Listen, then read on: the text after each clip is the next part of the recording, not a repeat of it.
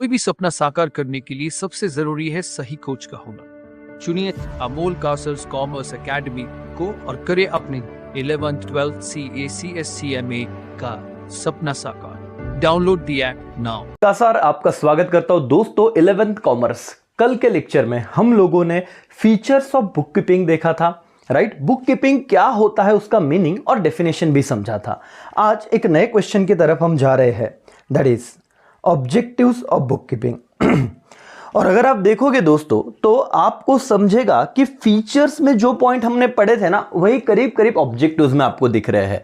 तो बहुत बार आप कितना पढ़ते हो ये मैटर नहीं करता, आप कैसे वो पढ़ते हो ना और किस लिंकिंग करते हो वो बहुत ज्यादा मैटर करता है। जैसे आपको मैं बता दूं कि ऑब्जेक्टिव्स क्या है बुक कीपिंग के। देखो एक फीचर था तो सर पॉइंट क्या था, एक बार रिवाइज करा दोगे आप। चलो, पहला था कि एक मेथड है book keeping, it is a method of recording day to day business transaction, only financial transaction are what recorded. उसके बाद आप देखोगे all record are prepared for the specific period, usually मैंने क्या कहा था 1 ईयर। उसके बाद सर्टन रूल्स एंड रेगुलेशन उस पर बेस होता है और arts of recording business transaction scientifically. ये हमने फीचर्स देखे थे।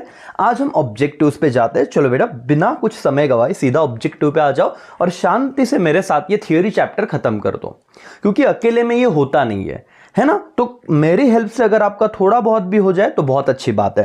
पहला objective, the main objective of book keeping is to keep complete and accurate record of all financial transaction in a systematic, orderly and logical manner. ये तीनों word underline करो बेटा, systematic, orderly and logical manner. पहला objective क्या है sir? अतः objective म्हणजे काय? पर्पस। कि तुमको पूछा कि तुम अकाउंट सीख रहे हो, तुम आगे बहुत सारे चैप्टर करने वाले हो, बट बुक कीपिंग का पर्पस क्या है, ऑब्जेक्टिव क्या है? तो तुमने कहने का कि उसका बहुत सारे वैसे तो ऑब्जेक्टिव है, बट मेन ऑब्जेक्टिव क्या है sir? To keep complete and accurate record of all which transaction, financial transaction. कैसे? इन सिस्टमैटिक, पहला वर्ड बोलो सिस्टमैटिक, दूसरा ऑर्डरली और तीसरा क्या? लॉजिकली। तो SOL याद रखो, सिस्टमैटिक, ऑर्डरली और लॉजिकली।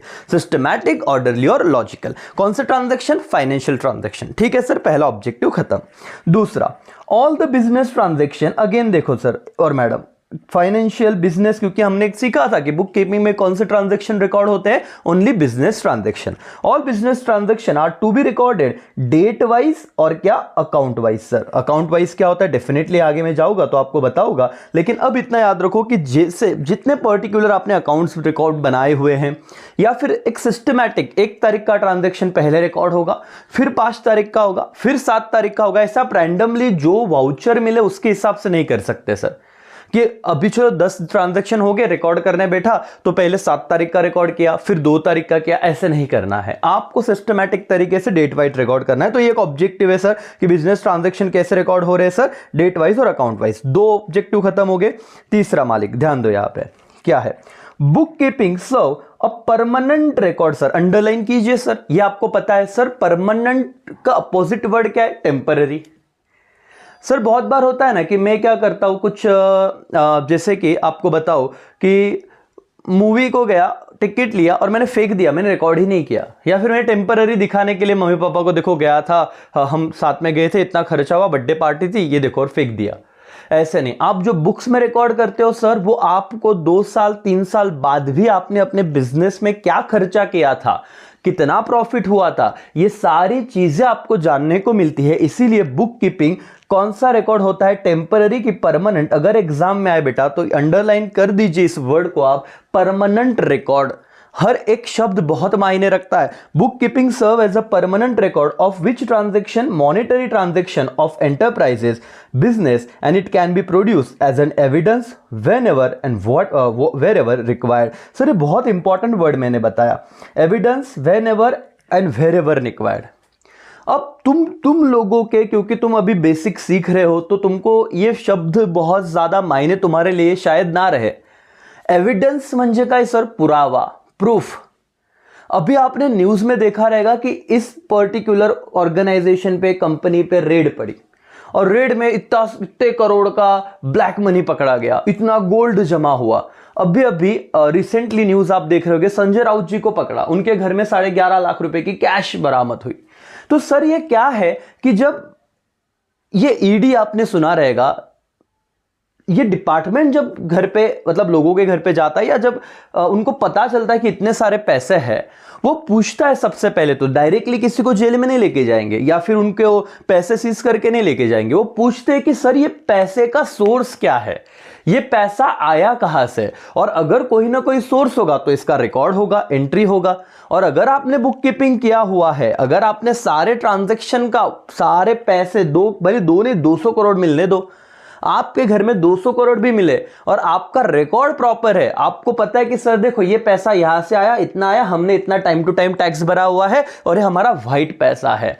ब्लैक मनी मतलब क्या, जिस पे तुम टैक्स नहीं पे करते उसे हम क्या कहते हैं, ब्लैक मनी। सर आ जाओ सर, क्या तीसरा ऑब्जेक्टिव समझा? चलो पेपर में तो बाद में लिख देंगे, लेकिन तुमको पता होना चाहिए जिस फील्ड में हम है, जो अकाउंट हम सीखने जा रहे हैं सर, वो उसका यूज क्या है आगे, बहुत ज्यादा सर। क्योंकि तुम जो बुक कीपिंग करने वाले हो, तुम जो अकाउंट मेंटेन करने वाले हो, वो तुम्हारे क्लाइंट को या आपको जिंदगी में एज एविडेंस, अगर तुम्हारे क्लाइंट के घर पे रेड अगर हो गई, तुमने बोलने का देखो सर ये पैसा, ये इसका रिकॉर्ड और हमने भरा हुआ टैक्स, तो ये व्हाइट पैसा है।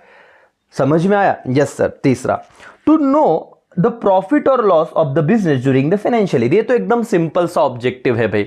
आपको कोई चलते चलते भी पूछ ले कि तुम बुक कीपिंग कॉमर्स लिया है, अकाउंट करते हो, क्यों भाई करते हो, तो बताने का सर क्योंकि अगर अकाउंट मेंटेन रखा तो हमको पता चलेगा at the end of the year कि हमारे बिजनेस में प्रॉफिट हुआ कि लॉस हुआ। To know the what, profit और loss of business during the financial year. Okay, to know the total asset liability of the enterprises. दोस्तों asset क्या होते हैं, लाइबिलिटीज क्या होती है, आपको इस पे डिटेल लेक्चर आने ही वाला है बहुत जल्द। जो आप टर्मिनोलॉजी सीखोगे उसमें मैं सब बताऊंगा, लेकिन अगर बेसिक बात करूं मैं, तो ये मेरा जो मैंने आपको स्क्रीन दिख रहा है पीछे, ये स्क्रीन मैंने सपोज 7 लाख रुपए देके खरीदी है, तो ये मेरे लिए असेट हो गया क्योंकि मैं इसका मालिक हूं, मैं ओन करता हूं इसे, तो ये मेरा प्रॉपर्टी है, तो मेरा क्या हो गया, असेट।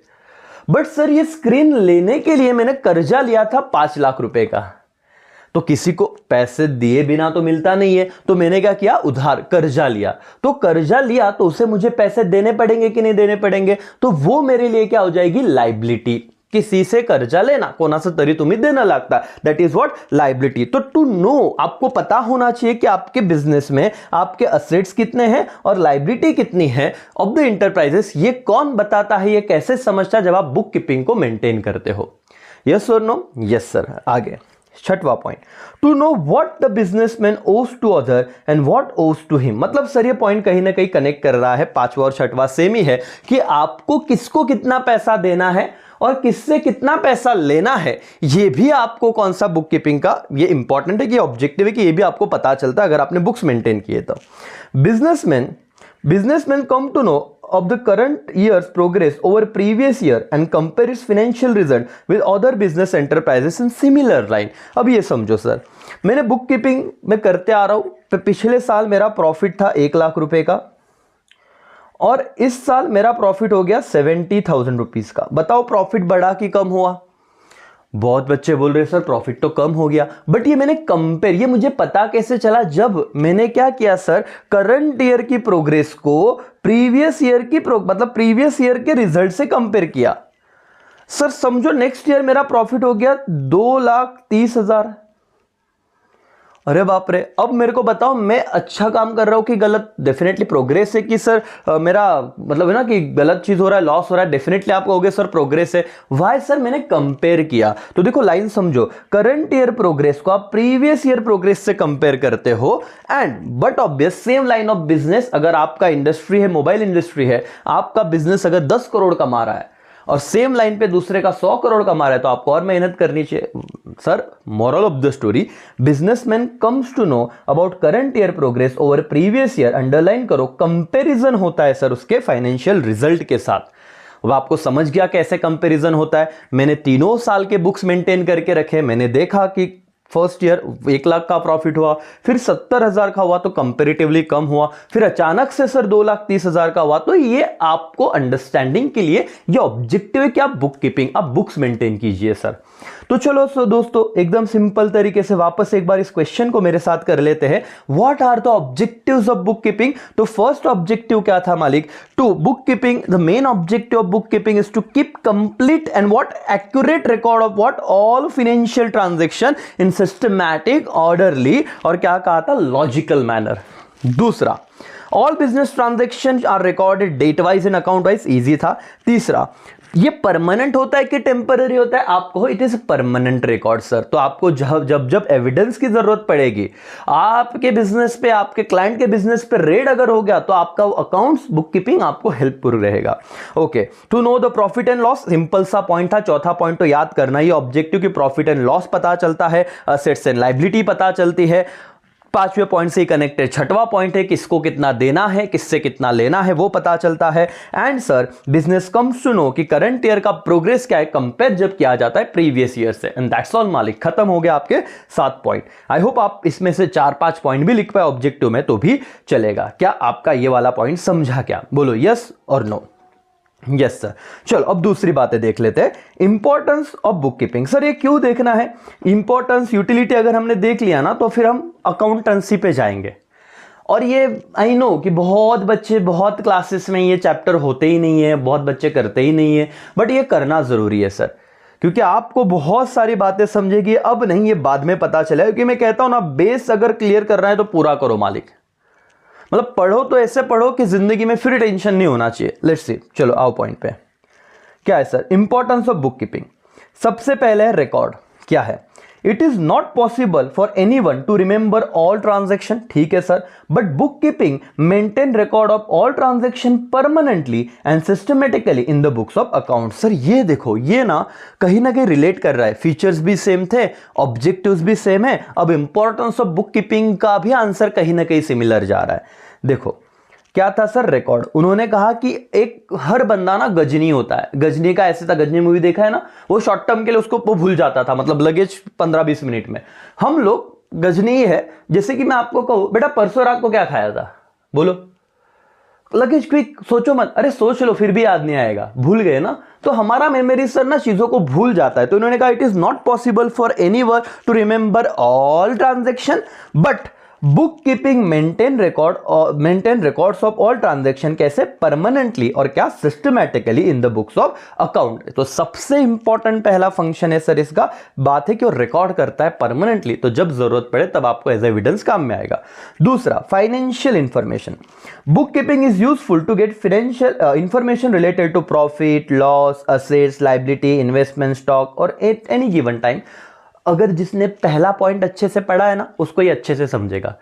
ये ऑलरेडी लर्न तो कर ही लिया था हमने कि बुक कीपिंग का ऑब्जेक्टिव क्या है सर, प्रॉफिट एंड लॉस को बताना, असेट्स एंड लायबिलिटी को बताना, है ना, बस उतना लिख दो। फाइनेंशियल इंफॉर्मेशन की book keeping useful to get what, information related to organisation का कितना प्रॉफिट हुआ है, कितना लॉस हुआ है, कितने असेट्स है, कितने लायबिलिटी है। Done sir.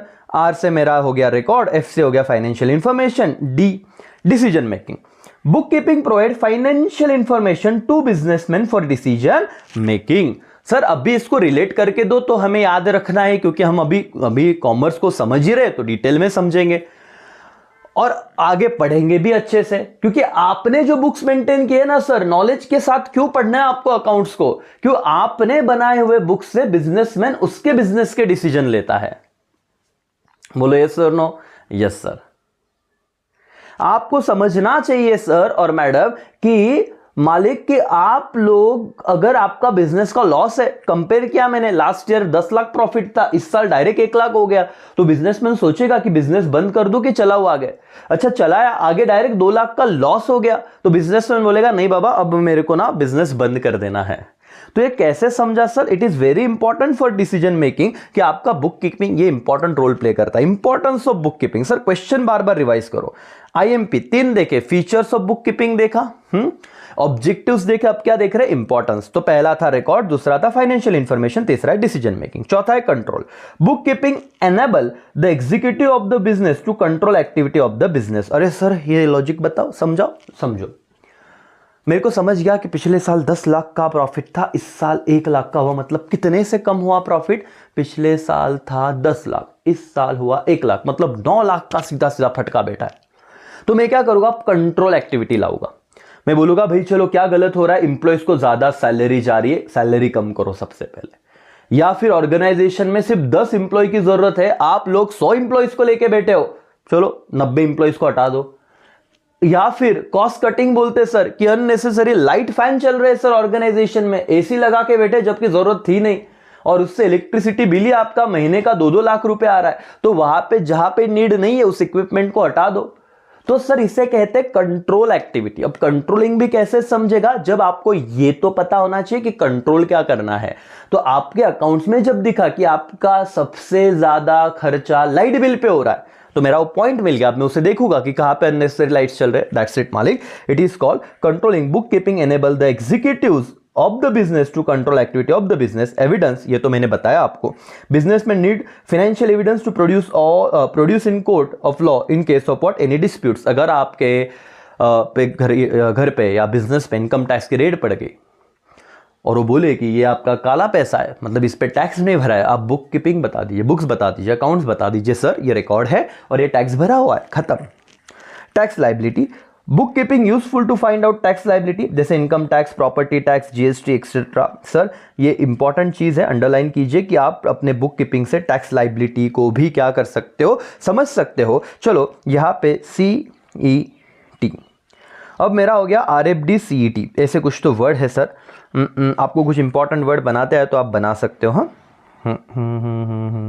ठीक है, चलो। R से क्या था, रिकॉर्ड। F से क्या था, फाइनेंशियल इंफॉर्मेशन। D से क्या था, decision making. RFD record, financial क्या, decision making, record, financial information and decision making. C से था कंट्रोलिंग, E से था एविडेंस और T से था टैक्सेबिलिटी। इतना याद रखो, आपका इंपॉर्टेंस खत्म हो जाएगा सर, और आपके पूरे मार्क्स बनेंगे पेपर में। ऑब्जेक्टिव खत्म, इंपॉर्टेंस खत्म। अब आपको सवाल आता है यूटिलिटी ऑफ बुक कीपिंग की। यूटिलिटी मतलब बुक कीपिंग कितने कहां पे यूजफुल है और कितने लोगों को इसका फायदा होता है। तो सबसे पहला फायदा होता है दोस्तों ओनर्स को। अगर आपको लग रहा है सर लेक्चर 2 मिनट का पॉज लीजिए, पानी का ब्रेक लीजिए, पानी पी लीजिए, ये 1-to-1 सेशन है सर। यहां पे ऐसा नहीं कि बहुत सारा क्राउड बैठा है और आपको नहीं समझेगा, सब चीजें मैं बहुत डिटेल में बता रहा हूं। यूटिलिटी के क्या, इतने फंक्शन कर लिए फिर खत्म, फिर अकाउंटेंसी जाएंगे और एक बार वो खत्म हो गया फिर तो इंटरेस्टिंग बातें खत्म हो चालू हो जाएगी। डेटर्स क्या, क्रेडिटर्स क्या, कि बहुत सारी बातें हैं। कैश डिस्काउंट क्या होता है, ट्रेड डिस्काउंट क्या होता है, और फिर हम धीरे धीरे आपका इंटरेस्ट बढ़ेगा। तो बहुत इंपॉर्टेंट सेशन है मालिक। आप ब्रेक लो, आप पॉज कर दो वीडियो, आप कहीं तो थोड़ा रिलैक्स हो जाओ, फिर वापस देखो। लेकिन ये सवाल इंपॉर्टेंट है क्या, utility of what, book keeping. IMP कीजिए सर। आपको बुक कीपिंग से कितने सवाल आगे, पहला था मतलब हमने मीनिंग और डेफिनेशन देखा, फिर क्या देखे कल के लेक्चर में, फीचर्स, उसके बाद आज देखा ऑब्जेक्टिव्स, उसके बाद देखे इंपॉर्टेंस, और अब क्या आ गई, utility of book keeping. The businessman can find out. अब देखो अंदर की बातें तो एकदम सिंपल है। मैंने क्या कहा, यूटिलिटी किससे किससे बेनिफिशियल है, मतलब किसका फायदा हो रहा है सर, ओनर का। क्या फायदा हो रहा है, टू फाइंड आउट, ढूंढना, प्रॉफिट है, लॉस है, असेट कितनी है, लायबिलिटी कितनी है of the enterprise at any time. तो आज अगर मुझे देखना है कि मेरे फर्म का क्या सिचुएशन है, मैं प्रॉफिट में कि लॉस में हूं, कौन हेल्प करेगा, अकाउंट सर। तो बुक कीपिंग का पहला यूटिलिटी किसको हो गया, ओनर। दूसरा मैनेजमेंट, जो बिजनेस को चला रहे हैं, जिसको आपने एज अ मैनेजर अपॉइंट किया, ऐसे समझो, जो डिसीजन मेकर है। मैं सी, management of enterprise can plan, take decision and control overall business activity. देखो ऊपर से वापस रिलेट कर रहा है, आपके मैनेजमेंट को यह समझता है कि कब क्या डिसीजन लेना है, कैसे लेना है, और ये इंपॉर्टेंस है किसका, मैनेजमेंट का, टू टेक व्हाट, डिसीजन। तो दो यूटिलिटी ऑफ बुक कीपिंग, दो लोगों को हो गया, एक ओनर और दूसरे कौन है सर, मैनेजमेंट। तीसरा investor, investor can take proper decision whether to invest और नॉट। आज भी दोस्तों आप जाओ गूगल पे, C8 कंपनी, MRF कंपनी, जो आपको जो लगे वो, जो भी बड़ी कंपनी का आपने नाम सुना है, और मनी कंट्रोल वेबसाइट पे भी चले जाओ, आपको उस कंपनी का फाइनेंशियल स्टेटमेंट मिल जाता है कि कंपनी ने कितना, कंपनी के असेट्स कितने हैं, लायबिलिटी कितना है, कंपनी ने प्रॉफिट कमाया कि लॉस कमाया, सब चीजें। तो दोस्तों अगर आप किसी कंपनी में इन्वेस्ट करना चाहते हो तो यूटिलिटी एज ए इन्वेस्टर क्या है, आपको इसी आपके काम की अहमियत को समझिए, सीधा कनेक्ट कर रहा हूं, आपके काम की अहमियत है सर। सपोज आप जियो लिमिटेड के अकाउंटेंट हो, क्योंकि आप अकाउंट सीख रहे हो, और आप अकाउंट सीख रहे हो तो आपने प्रॉपर बुक्स मेंटेन किए आपके नॉलेज से, और सर ये पब्लिश भी हुए इंटरनेट पे, जो भी XYZ, आपको अभी इतना नहीं समझा था डिटेल में, लेकिन वो आगे लेवल पे बताऊंगा कि लॉ के कुछ प्रोविजन है, कुछ रेगुलेशन है, आपको अपने बुक्स ऑफ अकाउंट के जो important XYZ as per law जो कहा है आपको अपडेट करना पड़ा वेबसाइट पे। अब इन्वेस्टर आता है, वो देखता है कि इस कंपनी का फाइनेंशियल पोजीशन है क्या, ये अगर लॉस में है तो आप इन्वेस्ट करोगे क्या? नहीं सर। अगर प्रॉफिट में तो इन्वेस्ट करोगे। दैट्स द पॉइंट कि इन्वेस्टर को भी क्या होता है, फायदा होता है। और ये आपको ही समझ रहा है सर। लोग बच्चे सीधा तीसरे चैप्टर से चालू करते जनरल एंट्री, बोले सर पहला बाढ़ में जाए, क्या ही फर्क पड़ता है। बट पहला चैप्टर आपको अहमियत बता रहा है कि आप जो काम कर रहे हो उसके फायदे किससे, मैनेजमेंट को है, ओनर को है, इन्वेस्टर को है, इवन कस्टमर को है। Customer can easily understand financial position of the business, he can be assured about the what supply of goods. कि मैंने एक फोन लिया सर, लेकिन मेरे को बाद में पता चला ये कंपनी का इतना डिजास्टरस विषय है कि अगर ये कंपनी बंद हो गई तो मेरे को स्पेयर पार्ट्स नहीं मिलेंगे। आज एप्पल के बारे में ऐसे हो सकता है क्या? नहीं सर। आप फोन ले लीजिए, आईफोन आए सर, आपको आईफोन लेना है, अगर फ्यूचर में आपको पता चला है आईफोन कल जाके बंद होने वाला है फॉर एग्जांपल, तो आप तो प्रोडक्ट खरीदोगे ही नहीं। क्यों नहीं खरीदोगे? आपका ट्रस्ट नहीं, आपको पता चलेगा कि यार मेरा कल कुछ प्रोडक्ट का डिफॉल्ट हो गया तो कौन बदल के देगा। तो इसीलिए इन्वेस्टर कस्टमर को भी इंपॉर्टेंट है। गवर्नमेंट सर, क्यों आपके बुक कीपिंग के क्या फायदा है? पैसा, tax. Government can easily find out different types of taxes due from various sources, कि आपसे क्या क्या पैसा लेना है। लेंडर्स का मतलब होता है जिन्होंने आपको लोन दिया। Money lender can find financial standing of enterprise for decision to lend money और नॉट। जैसे सर इन्वेस्टर होता है वैसे ये कर्जा देने वाला होता है। आपको कर्जा देने से पहले ये बंदा सोचेगा कि इन्हें कर्जा दिया जाए या ना। अगर आपका फाइनेंशियल पोजीशन ठीक है, मतलब बुक कीपिंग से दिख रहा है अच्छा है, तो देगा, नहीं तो नहीं। Development, business enterprise can achieve the business growth with help of what, accounting. Yes sir. तो आपका डेवलपमेंट कहाँ पे क्या करना है, तो this is also important point sir, कि आपका अगर बहुत ज्यादा अच्छा प्रॉफिट दिख रहा है, ग्रोथ दिख रहा है, तो आप वो बिजनेस कहीं और सेम मॉडल का बिजनेस कहीं और रन कर सकते हो, या उससे आए हुए पैसे से कोई दूसरा बिजनेस कर सकते हो। समझा? यस और नो। तो ये थे राजा यूटिलिटी ऑफ बुक कीपिंग। पहला था ओनर, दूसरा था मैनेजमेंट, तीसरा था इन्वेस्टमेंट, चौथा था कस्टमर, पांचवें थे गवर्नमेंट, छठवें थे लेंडर और सातवें था डेवलपमेंट। तो इतना पॉइंट आपको करना है। आईसीजी, ओम आईसीजी, देखो ओम आईसीजी एलडी, ठीक है सर। 5 तो रह जाएंगे। ओम से क्या था, ओनर और मैनेजमेंट, आईसीजी से इन्वेस्टर, कस्टमर और गवर्नमेंट, और एलडी से क्या था, लेंडर एंड डेवलपमेंट। बोलो ओम आईसीजी एलडी। ओ से क्या था, ओनर, एम से क्या था, मैनेजमेंट, एल से क्या, आई से क्या था, इन्वेस्टर, सी से कस्टमर, जी से गवर्नमेंट, एल से क्या था, लेंडर, और डी से क्या था, डेवलपमेंट। दोस्तों बुक कीपिंग का पार्ट हमने खत्म किया। अब difference between book keeping and accountancy हम देखेंगे नेक्स्ट लेक्चर में। तब तक के लिए जुड़े रहिए, आराम से पढ़िए, कोई घाई नहीं है। पूरा अकाउंट्स हमको करना है और धीरे धीरे करके अभी बुक कीपिंग का विषय खत्म। 3 सवाल, या तो फीचर, या तो ऑब्जेक्टिव, नहीं तो क्या, इंपॉर्टेंस, और चौथा सवाल यूटिलिटी भी आ सकता है। तो 4 सवाल हो गए। क्या क्या बोलो, features, objective, importance of book keeping and utility of book keeping. ये चारों के आंसर आपको आने चाहिए। यहीं पे मैं रुकता हूं। चलो बाय, टेक केयर, जय हिंद, जय भारत।